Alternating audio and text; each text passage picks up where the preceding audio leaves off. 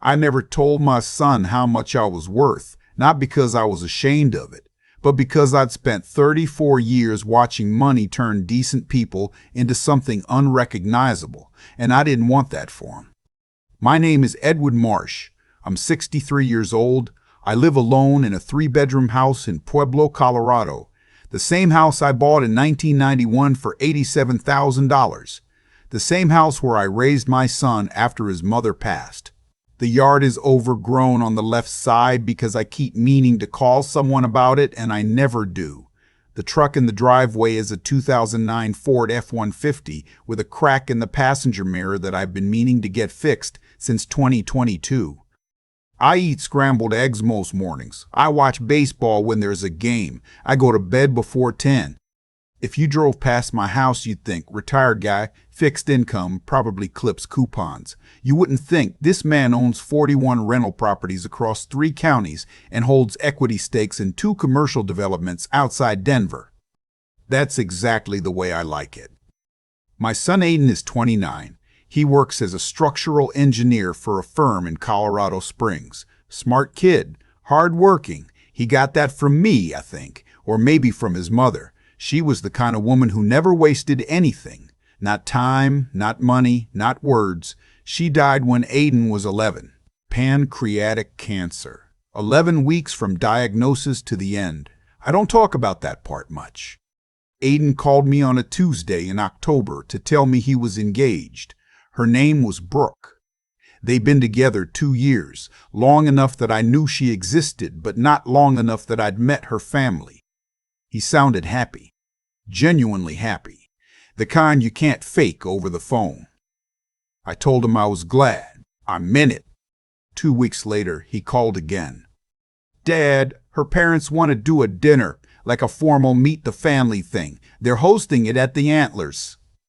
I knew the Antlers. Historic hotel in Colorado Springs, the kind of place with white tablecloths and a sommelier who judges you for mispronouncing things. I'd been there 3 times for business, once for a closing dinner on a commercial property deal, twice for meetings with a bank VP who liked the atmosphere. I knew exactly what kind of dinner it was. Sure, I said. When? Saturday. And Dad, he paused, they're kind of particular. Brooke's dad is a partner at a law firm. Her mom did philanthropy work, runs a foundation now. They care a lot about, presentation. I let that sit for a second. Presentation. I just mean maybe wear something nice, like not the flannel. I told him I understood. I told him I'd be there. I hung up and stood in my kitchen for a minute, looking at the coffee pot. My son had just asked me to dress up so that his future in-laws wouldn't be embarrassed by me. I want to be clear about something. I wasn't angry, not at Aiden. He's 29, he's in love, and he doesn't know who his father actually is. Not financially anyway, because I never told him. That's on me, so I couldn't blame him for not knowing what he was asking. But I also made a decision that night, standing in my kitchen in Pueblo, that I wasn't going to perform. I wasn't going to walk into that restaurant wearing a blazer I bought at Dillard's just to pass somebody's inspection. I'd spent 6 months in 1987 working 16-hour days on a construction crew in Durango before I saved enough to buy my first rental property. I learned everything I know about real estate from library books and from watching deals collapse and figuring out why. Nobody handed me anything. I wasn't going to apologize for what I looked like. I didn't dress down on purpose. That's important. I'm not the kind of man who plays games with people. I wore what I wear on a Saturday when I've been dealing with a property issue that morning, which I had been. A furnace had gone out at one of my rentals in Kansas City. I'd driven out there, talked to the tenant, arranged for an HVAC technician, and driven straight to Colorado Springs without stopping home first. Clean jeans. A flannel shirt, the dark blue one, not torn or stained, just old. My work boots. A canvas jacket. I looked like a guy who works with his hands, which for most of my life I did. I pulled into the valet line at the Antlers at 6:48. The valet kid looked at my truck, then at me, then back at the truck with an expression he was trying very hard to keep neutral. I gave him the keys and walked in. The lobby was warm and quiet, that particular hush that expensive places cultivate deliberately. I gave Aiden's name at the host stand and was walked back to a private dining room, the kind you reserve for events. Aiden was already there. When he saw me, something shifted in his face. Not embarrassment exactly, more like alarm, the face of a man doing rapid calculations about how the next 3 hours were going to go. Brooke was beside him. She was pretty, dark hair, a nervous energy she was trying to contain under a polished smile. She hugged me and said it was so great to finally meet me. She seemed sincere. I liked her. Her parents were another matter. Her father, I'll call him her father because that's what he was the kind of man who fills a room not with warmth but with weight. Thick silver hair, a suit that fit the way suits fit when you pay real money for them. He stood up when I came in, shook my hand, and spent approximately 1.5 seconds looking me over before his expression settled into something I can only describe as managed tolerance. The kind of look a man gives when he's decided something before he's asked a question. Her mother was seated, draped in something silk adjacent, with jewelry that was tasteful in the way that only very expensive jewelry manages to be. She smiled at me with her mouth. "Edwin," her father said, settling back into his chair, "Aiden's told us a little about you. You're retired?" "More or less," I said. "What did you do before?" "Real estate," I said, "and before that, construction." He nodded in the way that people nod when they're not really listening. "Well, it's good to take it easy at your age. You earn the rest, I'm sure." I didn't correct him. We ordered drinks. Her father ordered a bottle of wine without asking anyone else's preference, which told me everything I needed to know about him. He talked about the law firm, 70 attorneys, offices in Denver and Dallas, a third location opening in Phoenix in the spring. He talked about it the way some men talk, not to share information, but to establish coordinates, to let you know where he stood in relation to you. Her mother asked me about my house. "Pueblo," I said. The word landed on the table like a dropped fork. Pueblo, to these people, was a place you drove through on the way to somewhere else. Pueblo was where the steel mill used to be. Pueblo was not Colorado Springs, was certainly not Denver, was absolutely not Aspen or Vail or anywhere on the acceptable axis. "Oh," she said, "how cozy." Aiden took a long sip of his water. The dinner arrived in courses. Her father ordered for the table, again, without asking, and at one point looked at my work boots under the table. Just briefly, the way you look at something you're trying not to look at. Her mother asked Brooke about the wedding venue, and for the next 15 minutes, they discussed a property in Cherry Hills Village as though I weren't in the room. At one point, her father turned back to me. "So, Edwin, Aiden tells me you live alone? In the same house you've had for, 30 years? 33, I said. He cut into his steak. I suppose there's comfort in that. Stability. The way he said stability, it sounded like a consolation prize. Their families are everything, her mother added, glancing at Aiden with a smile that didn't quite extend to me. We just want to make sure Brooke is taken care of, that the people around her are established. There he was. Not mean exactly. They were too polished for mean, but the message was clean. We're assessing whether Aiden's father is a liability. Aiden was looking at his plate.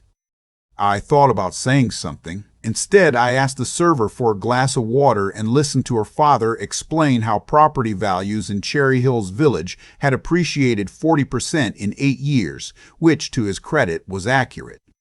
Dessert menus came around. Her father reached for the check folder that had materialized near his elbow, opened it with the particular confidence of a man who has signed a lot of checks in a lot of nice restaurants, and stopped. He closed it, opened it again. He flagged the server. "There seems to be an issue with this card," he said quietly. The server murmured something. Her father's jaw tightened. He produced a second card. Same result. Her mother touched his arm. The kind of touch that means not here. Aiden was watching. Brooke was watching. "This is ridiculous," her father said, his voice still low but with an edge in it now. "These accounts are fine. There must be an error on your end." I hadn't said anything. I reached into my jacket, the canvas work jacket I'd worn straight from Kansas City, and I put my card on the table. "I've got it," I said. Her father looked at me. The managed tolerance was gone. In its place was something more complicated. "That's not necessary," he said. "I know," I said, "but I'd like to." The server took my card. Her father watched it go. I drank my coffee. What happened next isn't the kind of thing I planned and isn't the kind of thing I'm proud of exactly, but it is what happened. The server came back and, while handing me the receipt, mentioned that someone from the hotel management had been hoping to catch me before I left. Apparently a message had come through from a property management office in Denver, one of my contacts trying to reach me about a development matter, and they called the hotel directly when they couldn't reach my cell. Small world. Wrong timing. Her father heard the words property management and Denver in the same sentence and went still. Brooke's mother looked at me differently. The silk-adjacent expression rearranged itself. "Edwin," her father said carefully, "what kind of real estate did you say you were in?" I put my copy of the receipt in my jacket pocket. "The kind that pays the bills," I said, and I meant it the same way I'd always meant it, just not the way he was hearing it now. Later, I heard through Aiden, who heard from Brooke, that her father had made some calls the following week about me. The kind of calls you make when you're suddenly not sure where you stand. I don't know exactly what he found. I know what's findable. Aiden called me on a Sunday night about 10 days after the dinner. He'd been quieter than usual in the days before. I'd given him space. "Dad," he said, "I need to ask you something." "Go ahead." "Why didn't you ever tell me?" I took a breath. I thought about the honest answer, and then I gave it. "Because I watched money do things to people," I said. "It makes some people careful. It makes most people something else. I didn't want you growing up thinking the money was there to catch you. I wanted you to build your own floor." He was quiet for a long moment. "Brooke's dad called her," he said. "He wanted to talk about the wedding again. Said he thought we should look at venues that were, quote, more reflective of both families." "What did Brooke say?" "She told him she'd already picked the venue she wanted." I laughed. It surprised me how much I laughed. "She sounds like her mother," I said, and then I caught myself. "Actually, no. She sounds better." Aiden laughed too, a real one, not the nervous kind. He said, "Dad, I'm sorry about the flannel comment." "Don't worry about it," I said. "I didn't know." "I know you didn't. That's on me. I should have talked to you more about it." We were quiet for a second, the way people are when they've said the thing that needed saying. "Can I ask you one more thing?" he said. "Sure." "The furnace in Kansas City. Did you fix it?" I smiled. "Technician came out Friday. Brand new unit. Tenants have heat." He said, "You drove 2 hours to check on someone's furnace the same day you met Brooke's parents at the Antlers?" "It needed doing," I said. Another pause. "That's so you," he said quietly. "That is so completely you. What city are you listening from, and have you ever been judged for what you looked like before anyone bothered to learn who you were?" I'm 63 years old. I drive a truck with a cracked mirror. I wear the same flannel shirts I've worn for 20 years. I don't tell people what I own or what I've built because I've never believed that's how a man should introduce himself. Brooke's father shook my hand at the valet stand that night, after the dinner, after the card that didn't go through, after the call from Denver. He shook it differently than he had at the beginning, I noticed. I always notice. I didn't say anything about it. There wasn't anything to say. I drove back to Pueblo. It was a clear night, cold the way October gets out here, the mountains black against the sky full of stars. I had the radio on low, just background noise. I thought about my son and the woman he loves, and about the kind of people he's marrying into, and I thought, he'll be fine. He's got a good floor under him. He built it himself. I turned into my driveway, parked the truck with the cracked mirror, and went inside. The house was quiet. The coffee pot was cold.